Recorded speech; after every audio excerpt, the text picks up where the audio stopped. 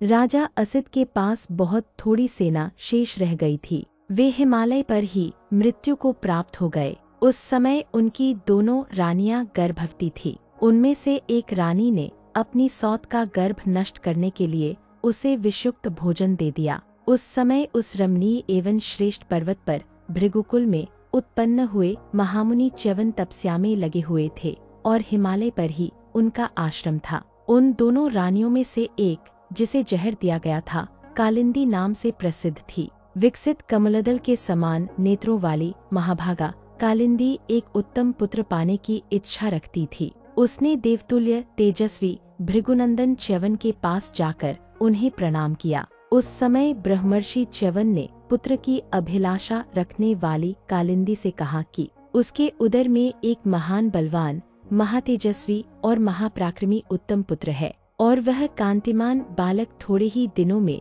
जहर के साथ उत्पन्न होगा। अतः उसे पुत्र के लिए चिंता न करनी चाहिए। वह विधवा राजकुमारी कालिंदी बड़ी पतिव्रता थी। महर्षि च्यवन को नमस्कार करके वह देवी अपने आश्रम पर लौट आई। फिर समय आने पर उसने एक पुत्र को जन्म दिया। उसकी सौत ने उसके गर्भ को नष्ट कर देने के लिए जो गर्भ विष दिया था, उसके साथ ही उत्पन्न होने के कारण वह राजकुमार सगर नाम से विख्यात हुआ।